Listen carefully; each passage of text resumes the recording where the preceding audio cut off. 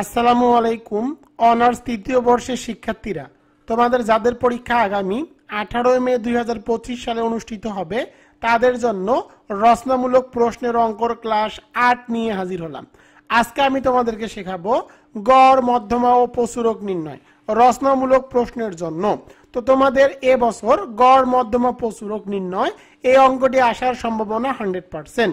তুমি যদি একজন অনার্স তৃতীয় বর্ষের রাষ্ট্রবিজ্ঞান বিভাগের শিক্ষার্থী হয়ে থাকো, তাহলে অবশ্যই আজকের ভিডিওটি প্রথম থেকে শেষ পর্যন্ত দেখবা।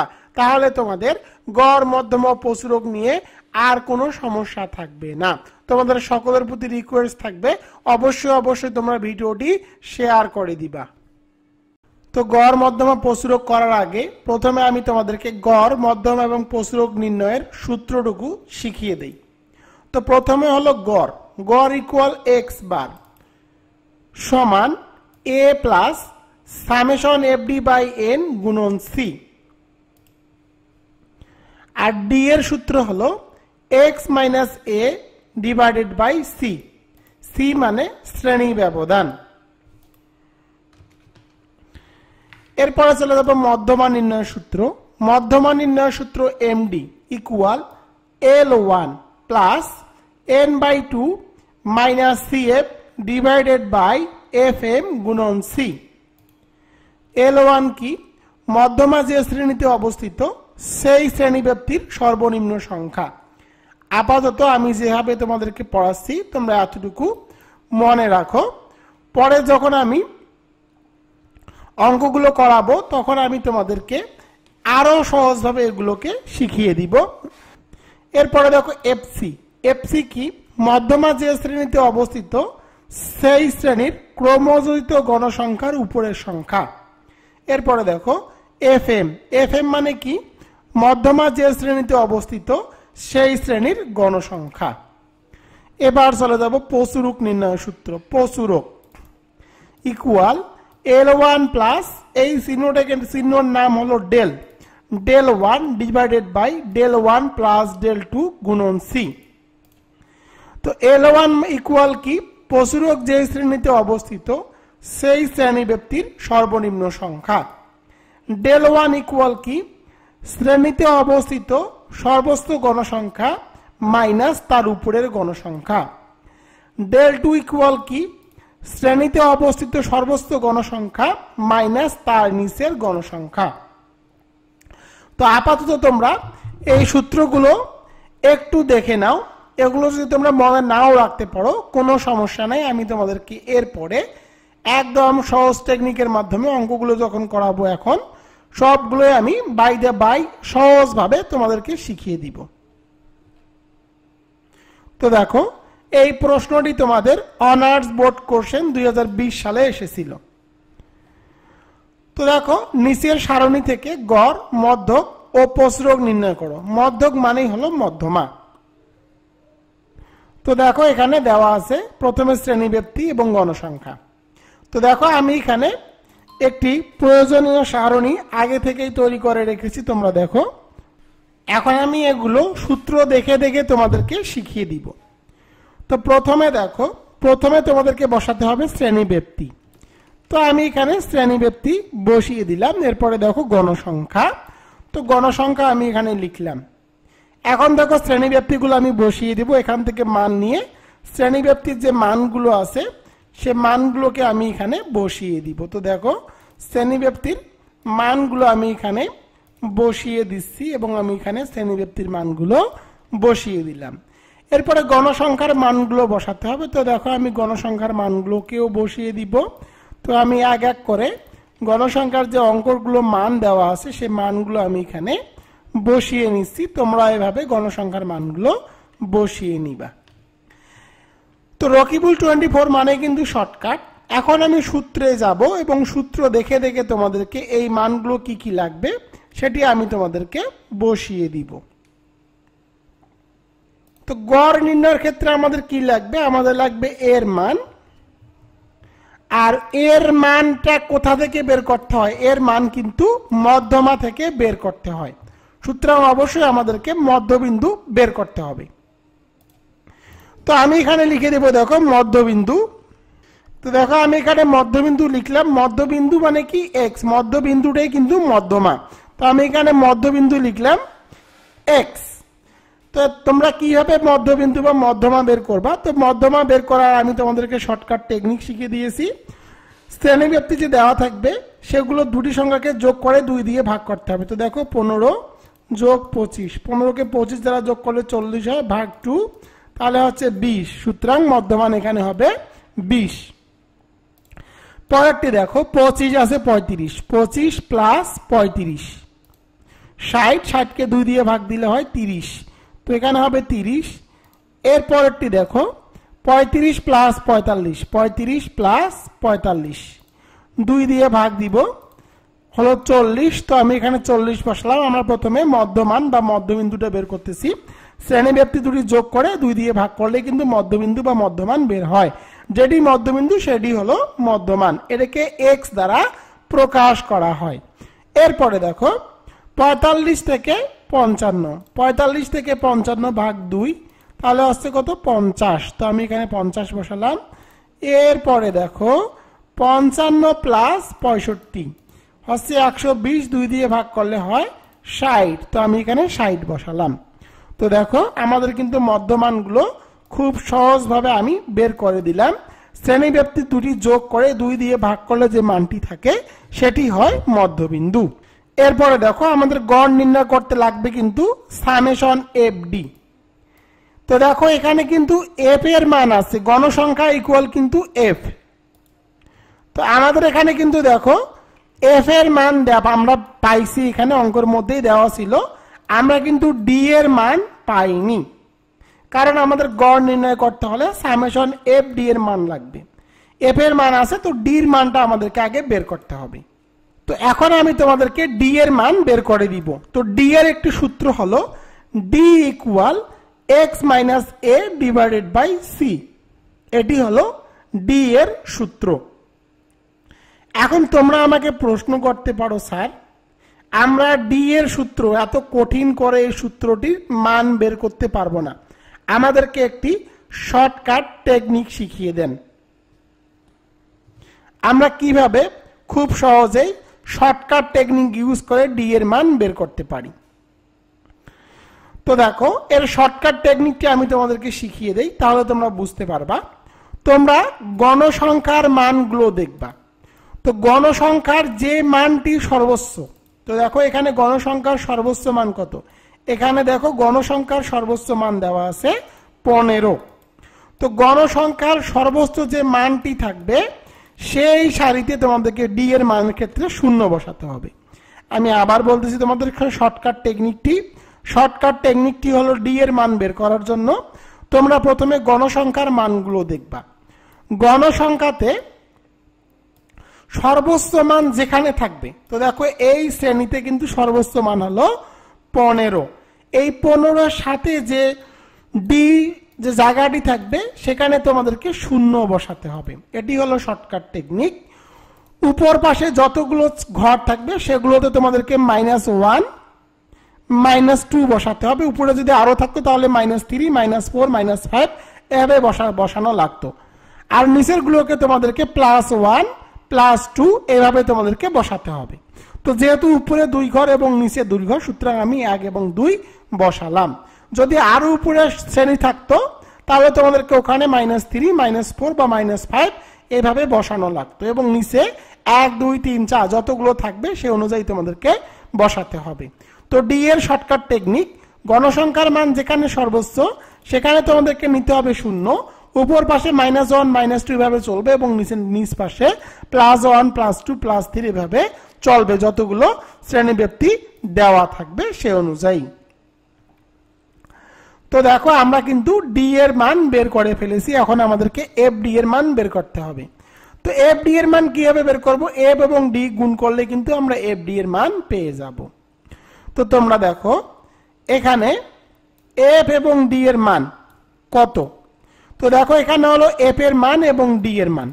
তো এফ এর মান আছে এখানে 7 এবং ডি এর মান হলো 2, তো 7 2 হয় 14, তো যেহেতু এখানে মাইনাস আছে সুতরাং তোমাদেরকে দিতে হবে -14। এরপরে দেখো এখানে আছে -1 এবং 10, যেহেতু এফ এবং ডি আমাদেরকে গুণ করতে হবে, অর্থাৎ এফ এর মানের সাথে ডি এর মান গুণ করতে হবে। তো দেখো -1 এর সাথে আমাদেরকে 10 গুণ করতে হবে, -1 এর সাথে 10 গুণ করলে -10 হয়।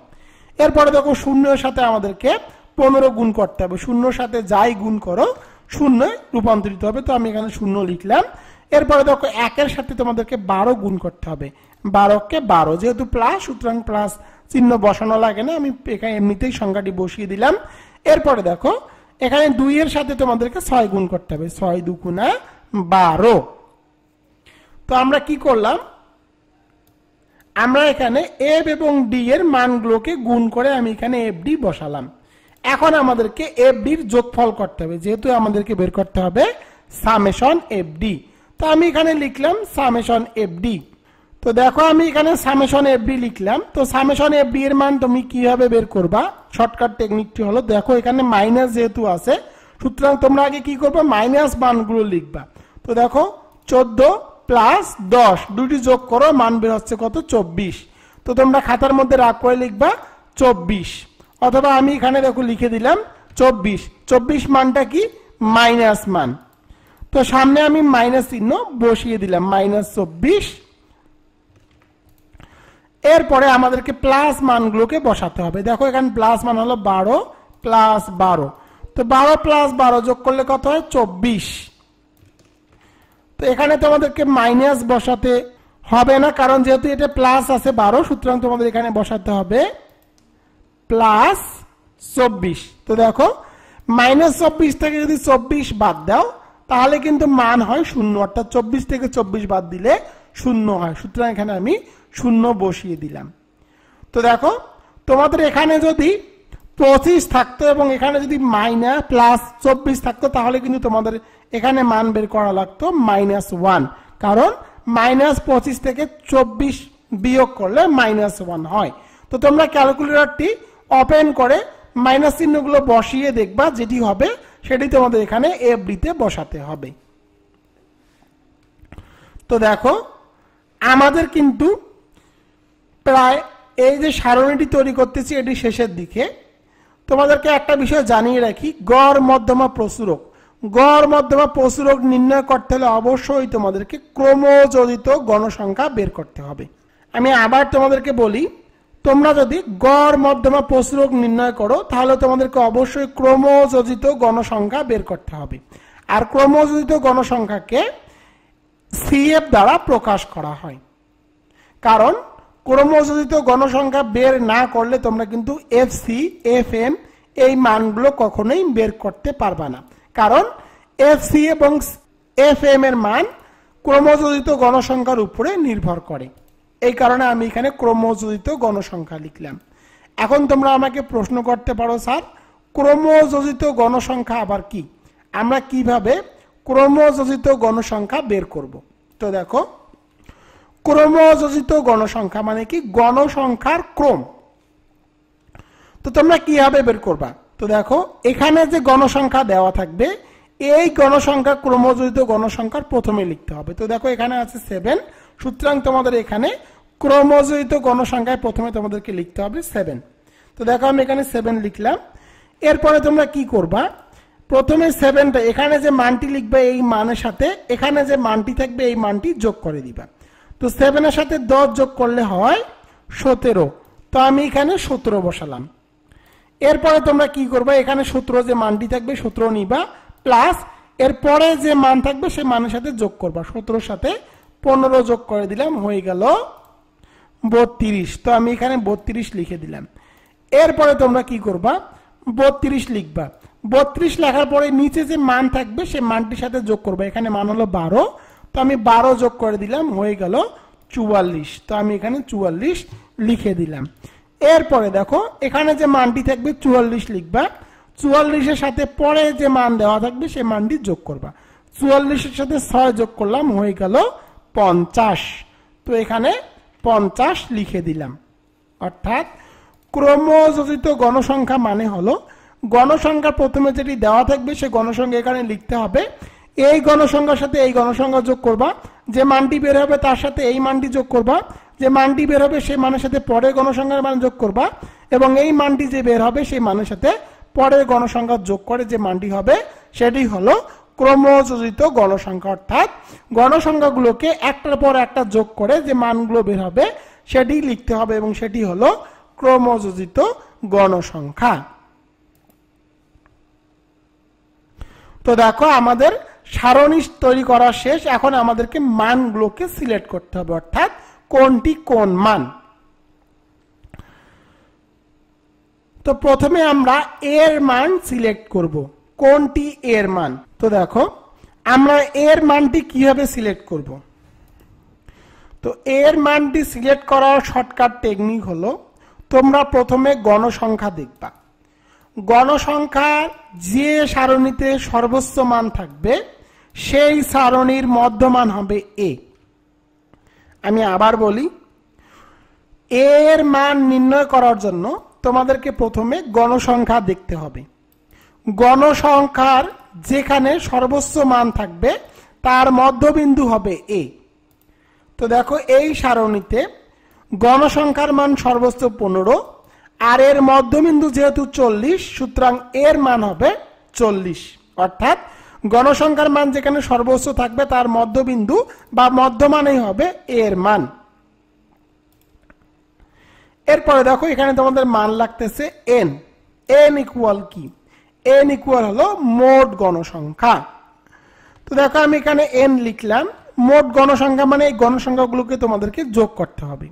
তো দেখো আমি এখানে গণসংখ্যাগুলো এখন যোগ করে দিব। তো দেখো 7 যোগ 10 যোগ 15 যোগ 12 যোগ 6। তো দেখো এখানে গণসংখ্যা হলো মোট 50।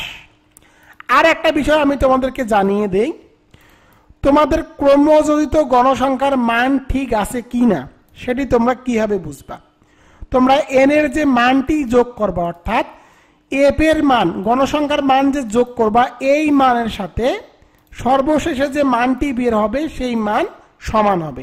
এখানে 50 আসলে এখানেও 50 আসবে, এখানে যদি 55 আসে তাহলে এখানেও 55 আসবে। যদি এখানে 55 এই মান এবং এই মান সেম হয় তাহলে তোমরা বুঝবা যে তোমাদের ক্রমযোজিত গণসংখ্যা এই সারণীটি ঠিক আছে, নতুবা তোমাদেরকে আবার চেক করে শুদ্ধ করে লিখতে হবে। তো দেখো আমি এক এক করে অঙ্ক করি, তাহলে তোমরা বুঝতে পারবা। প্রথমে এর মান, তো এর মান আমরা পেয়েছি কত? 40। তো আমি এখানে 40 লিখলাম। এরপরে দেখো সামেশন এফডি, সামেশন এফডি এর মান কত? 0, 0 বসাবো। এন এর মান কত? দেখো আমরা এন এর মান বের করেছি 50। সি ইকুয়াল কত? সি ইকুয়াল কিন্তু শ্রেণী ব্যবধান, অর্থাৎ 15 থেকে 25 মধ্যে শ্রেণী ব্যবধান কত? তো দেখো 15 থেকে 25 মধ্যে শ্রেণী ব্যবধান কিন্তু 10। সি ইকুয়াল শ্রেণী ব্যবধান। তো যেহেতু এখানে শ্রেণী ব্যবধান 10, সুতরাং আমি এখানে 10 লিখব। তো প্রথমে আমি গড় বের করি, তারপরে আস্তে আস্তে মধ্যমা এবং প্রসারক নির্ণয় করতেছি। তো দেখো এর মান কত? এর মান বসিয়ে দিলাম 40। এখানে যে গড়ের সূত্র, সে গড়ের সূত্রটা আমি আগে থেকেই লিখে রেখেছি। সামেশন এফডি, সামেশন এফডি এর মান কত? 0। তো সামেশন এফডি এর মান আমি 0 বসিয়ে দিলাম। এরপরে দেখো এন এর মান কত? এন এর মান ইকুয়াল 50। সি এর মান কত? সি মানে কি? শ্রেণী ব্যবধান। এই সারণীতে শ্রেণী ব্যবধান কিন্তু 10।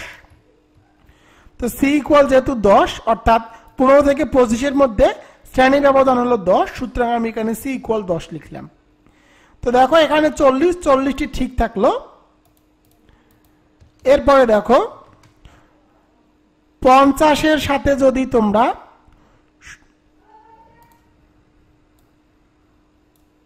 তো দেখো 0 সাথে যদি তোমরা 50 ভাগ করো, প্রথমে 0 লেখো, এরপরে 50 লেখো। 0 সাথে 50 যদি ভাগ করো তাহলে কত হবে? 0। আবার এই 0কে যদি 10 দ্বারা গুণ করো, গুণন 10, 0 সাথে 10 গুণ করলেও কিন্তু 0 হয়। অর্থাৎ 0কে 50 দ্বারা ভাগ করলে 0 হয়, 0 সাথে 10 গুণ করলে 0 হয়। তো আমি এখানে 0 লিখলাম। তো দেখো এর মান 0 সাথে যদি আমরা 40কে যোগ করি তাহলে কিন্তু আমরা পাবো 40। তো এখানে গড় হলো 40। তো আমরা কিন্তু খুব ইজিলি ভাবে গড়টি নির্ণয় করলাম। তো গড়ের মান কত বের করলাম? গড়ের মান 40 বের করলাম। এখন আমাদেরকে মধ্যমা নির্ণয় করতে হবে। তো মধ্যমা নির্ণয় করতে হলে অবশ্যই তোমাদেরকে মধ্যমা শ্রেণী আগে নির্ণয় করতে হবে। মধ্যমা শ্রেণী নির্ণয় করেই তোমাদেরকে মধ্যমা নির্ণয় করতে হবে। এখন প্রশ্ন হলো আমরা কিভাবে মধ্যমা শ্রেণী নির্ণয় করব। তো মধ্যমা শ্রেণী নির্ণয় করার সূত্র দেখো আমি এখানে লিখে রেখেছি। এখন মধ্যমা শ্রেণীর নির্ণয় সূত্র হলো n/2 তম পদ। তো দেখো n এর মান কত, তো এখানে n এর মান দেওয়া আছে 50, তো আমি এখানে n এর মান লিখবো 50 এবং 2 ঠিক থাকবে তম পদ। তো 50 কে যদি 2 দ্বারা ভাগ করো তাহলে কিন্তু বের হবে 25। তো দেখো এই সূত্রটুকু তোমরা মনে রাখবে এবং মানগুলো তোমরা বসিয়ে দিবে। n/2, n এর মান হলো 50, 50 2 ঠিক থাকলো তম পদ, 50 কে 2 দ্বারা ভাগ করলে হয় 25 তম পদ, যা শ্রেণীতে অবস্থিত। এখন প্রশ্ন হলো তোমরা কিভাবে শ্রেণীটি নির্ণয় করবা। তো দেখো 25, এই 25 এর মান তোমরা কিভাবে নির্ণয় করবা, তোমাদেরকে ক্রমযোজিত গণসংখ্যা লক্ষ্য রাখতে হবে যে ক্রমযোজিত গণসংখ্যায় কোন শ্রেণীতে 25 আছে। তো দেখো এই শ্রেণীতে কিন্তু 7 আছে, 7 থাকে শেষ। দেখো পরের শ্রেণীতে 17 আছে, এখানে 17 থাকে শেষ, ফিক্সড করা।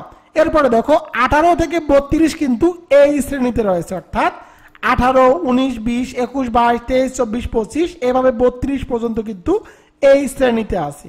সুতরাং 25 এর মান কিন্তু 32 শ্রেণীতে আছে, কারণ উপরের শ্রেণী 17, 17তে কিন্তু 25 নাই, কারণ 17 থেকেই শেষ। 18 থেকে 32 এই শ্রেণীতে 25 আছে। সুতরাং তোমাদেরকে নির্ণয় করতে হবে 35 থেকে 45, এটি হবে তোমাদের শ্রেণী। এখন তোমরা আমাকে প্রশ্ন করতে পারো, স্যার আমরা তো এত কিছু বুঝি না, আমাদের মাথা খুব কম কাজ করে, তাহলে আমরা কি গড় মধ্যমা প্রস্তুরক নির্ণয় করতে পারবো না? জি, তোমরা অবশ্যই পারবা।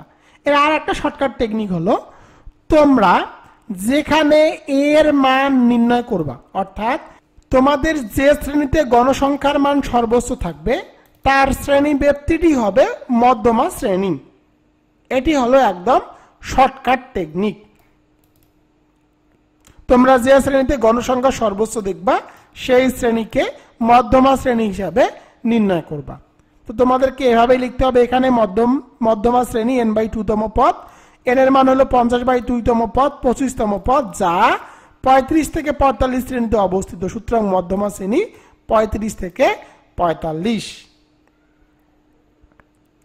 এখন দেখো মধ্যমা সূত্র কি। মধ্যমা সূত্র হলো L1 plus n/2 minus fc/fm গুণন c।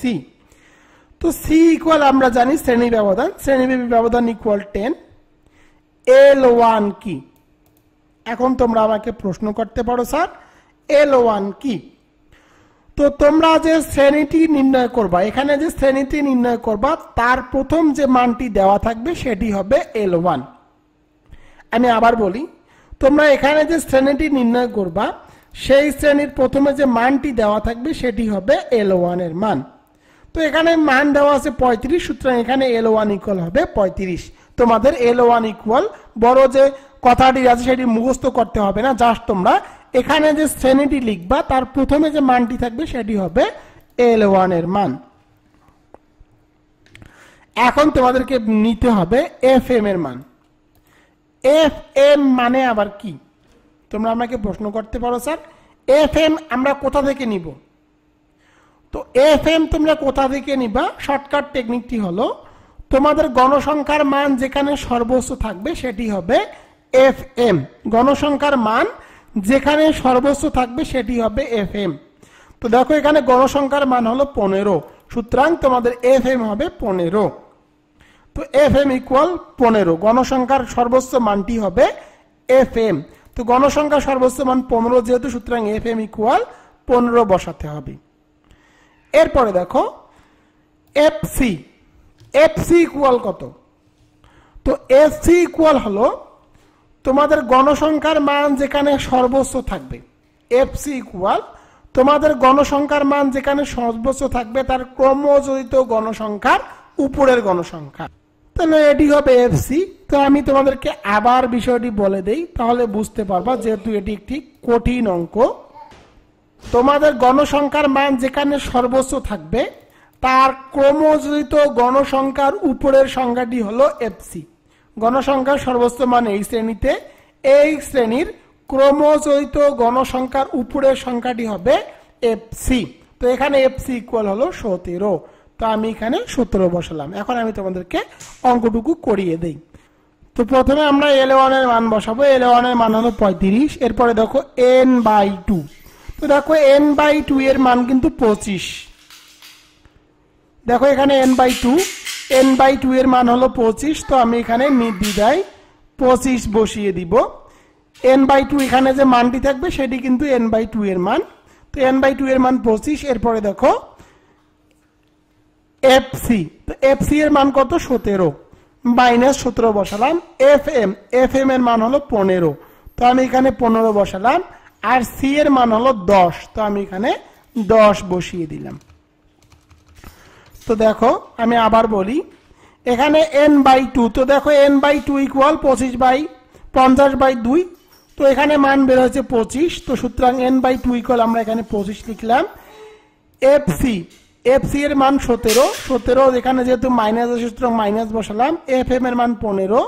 এফএম এর মান 15 বসিয়ে দিলাম এবং এখানে সি এর মান 10 ঠিক থাকলো। এরপরে দেখো আমি এখানে 35 লিখলাম। 25 থেকে যদি 17 মাইনাস করি তাহলে কত হয়? 25 মাইনাস 17।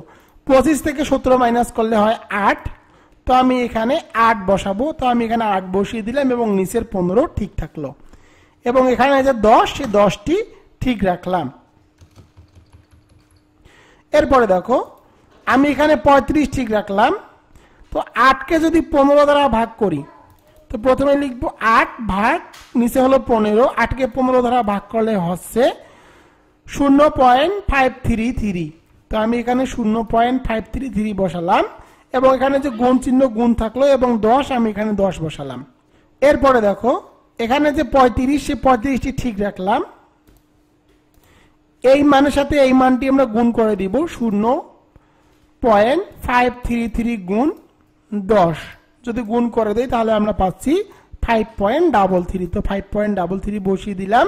এখন দেখো 35 এর সাথে যদি 5.33 যোগ করি, 35 যোগ 5.33, 35 এর সাথে 5.33 যোগ করলে হয় 40.33। তো এখানে 40.33 বসালাম। তো দেখো মধ্যমার মান বের হলো 40.33। এখন আমাদেরকে কি করতে হবে? এখন আমাদেরকে প্রচুরক নির্ণয় করতে হবে। এখন প্রচুরক নির্ণয় করার জন্য তোমাদেরকে একটা কথা লিখতে হবে। প্রদত্ত গণসংখ্যা নিবেশনে শ্রেণীতে গণসংখ্যা সবচেয়ে বেশি, সুতরাং প্রচুরক শ্রেণী এত। তো তোমাদেরকে দেখতে হবে কোন শ্রেণীতে গণসংখ্যার মান সর্বোচ্চ। তো দেখো 35 থেকে 45 এর মধ্যে গণসংখ্যার মান সর্বোচ্চ। তো দেখো আমি এখানে লিখলাম প্রদত্ত গণসংখ্যা নিবেশনে 35 থেকে 45 শ্রেণীতে গণসংখ্যা সবচেয়ে বেশি, সুতরাং প্রচুরক শ্রেণী 35 থেকে 45। এরপরে তোমাদেরকে লিখতে হবে আমরা জানি প্রচুরক equal L1 plus del1 divided by del1 plus del2 গুণন সি। এখন L1 ইকুয়াল কি?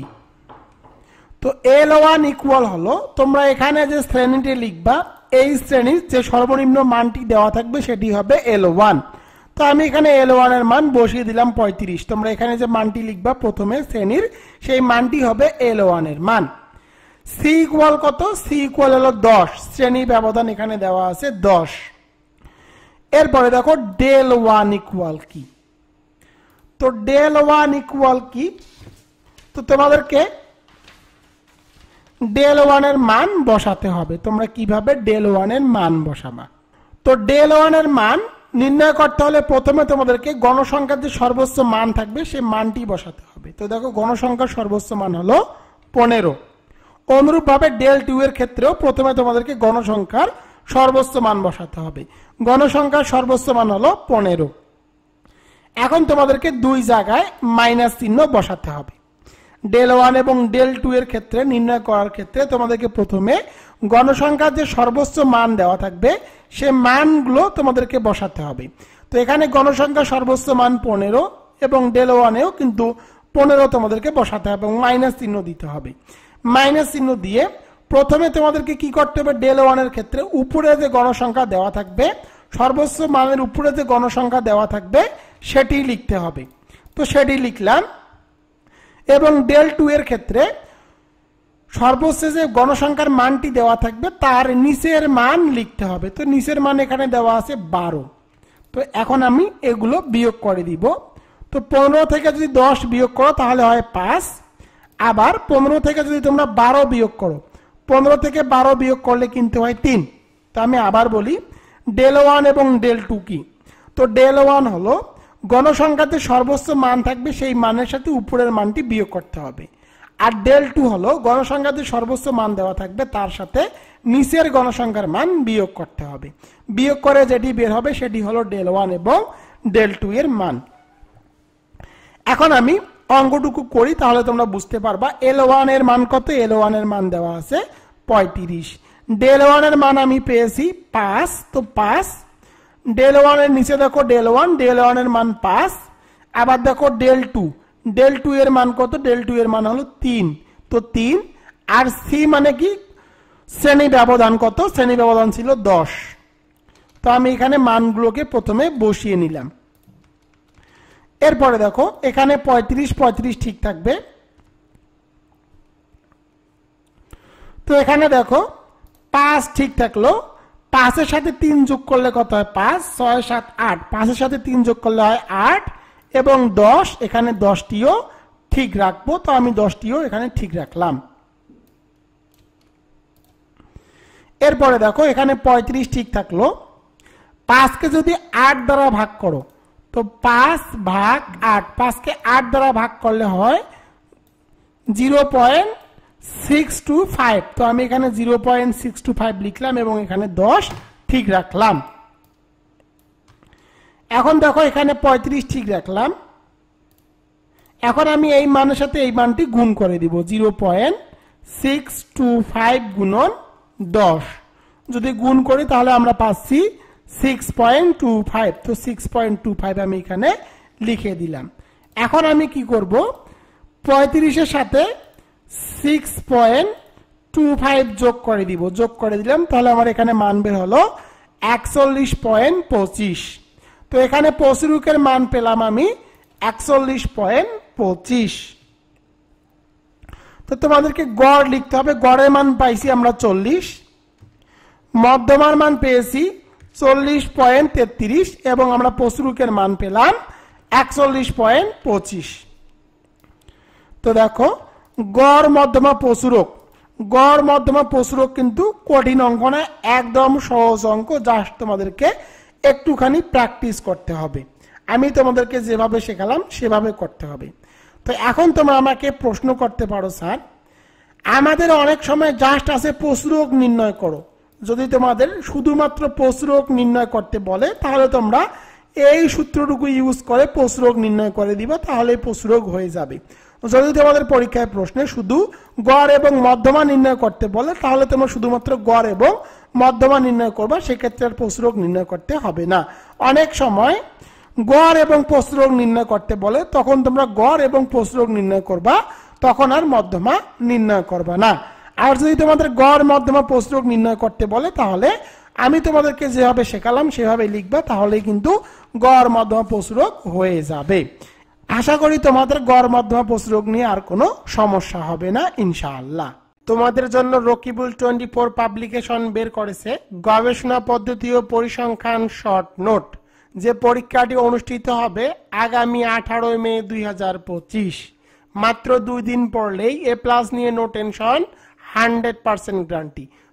তোমরা যাতে করে 2 দিন পরে গবেষণা পদ্ধতি পরিসংখ্যানে A+ তুলতে পারো তার জন্যই গবেষণা পদ্ধতি পরিসংখ্যান শর্ট নোট। তো দেখো তোমাদেরকে গবেষণা পদ্ধতি ও পরিসংখ্যানে কতটুকু পড়তে হবে। তোমাদেরকে অতি সংক্ষিপ্ত প্রশ্ন পড়তে হবে মাত্র 85টি, সংক্ষিপ্ত প্রশ্নাবলী পড়তে হবে মাত্র 6টি, অঙ্ক করতে হবে মাত্র 5টি। রচনামূলক প্রশ্ন তোমাদেরকে 4টি মুখস্থ করতে হবে এবং 6টি অঙ্ক করতে হবে।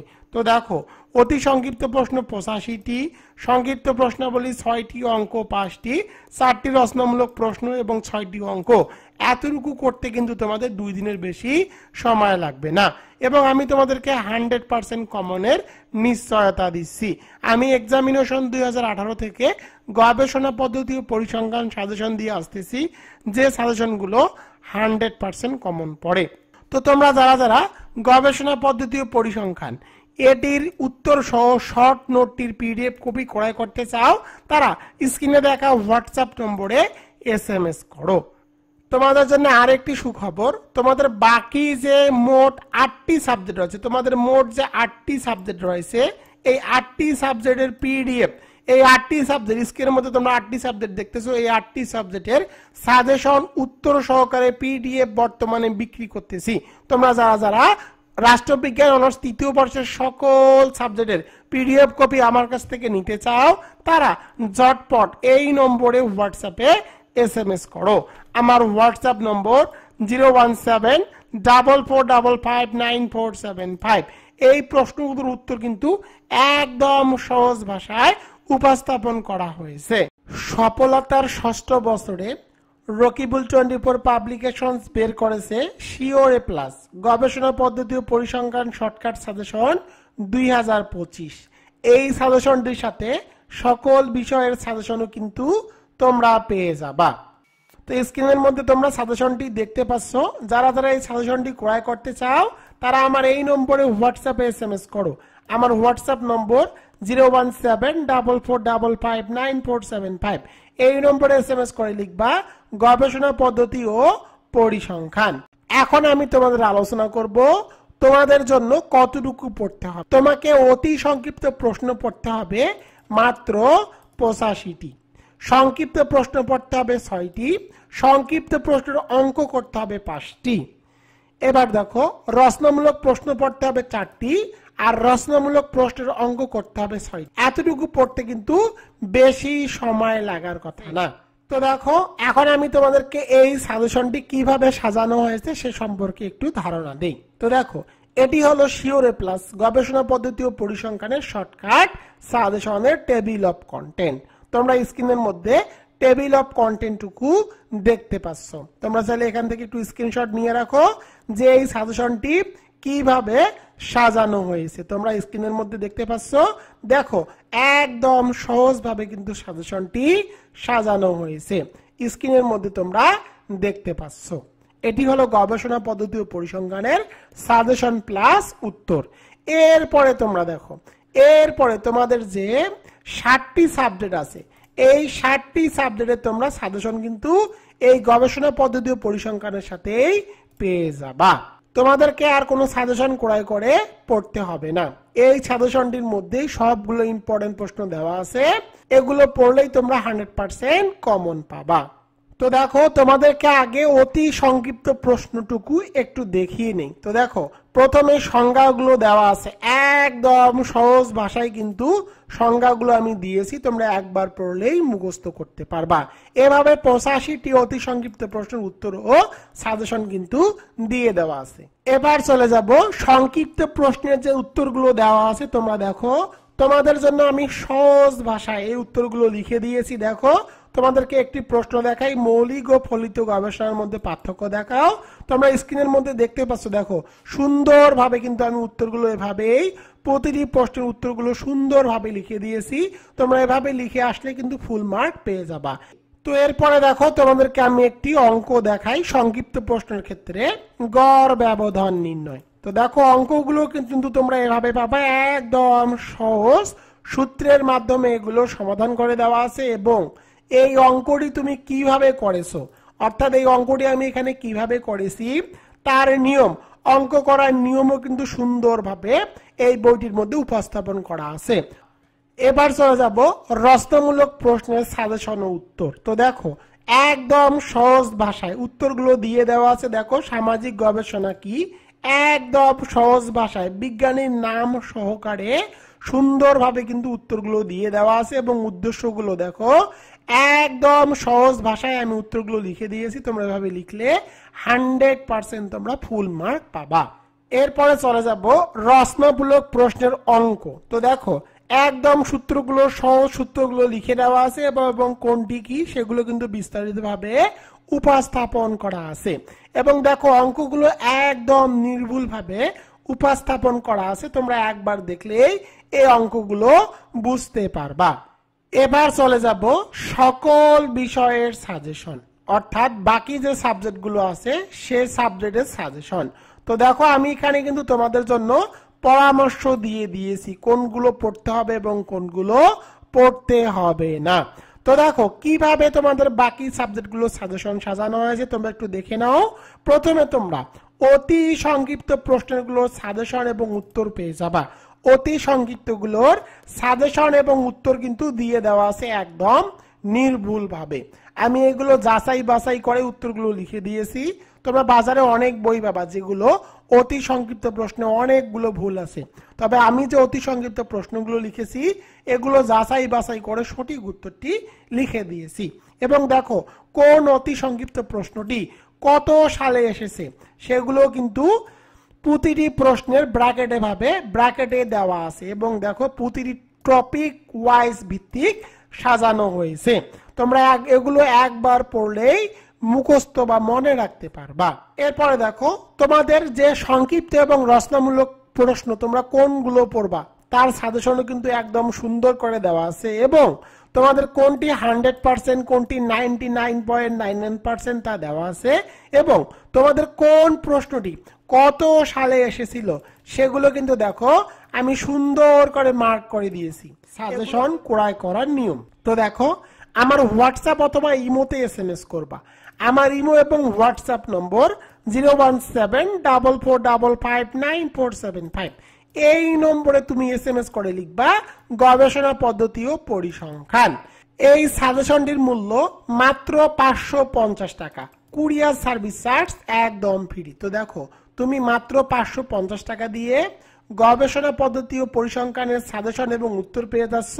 তোমাকে একদিনও কোথাও প্রাইভেট পড়তে হবে না। এবং বাকি যে তোমার 60টি সাবজেক্ট রয়েছে সেই 60টি সাবজেক্টের কিন্তু তুমি সাজেশনও পেয়ে যাচ্ছ এর সাথেই। তো দেখো এটি বিবেচনা করলে 550 টাকা কিন্তু তোমাদের জন্য কোনো ব্যাপারই না।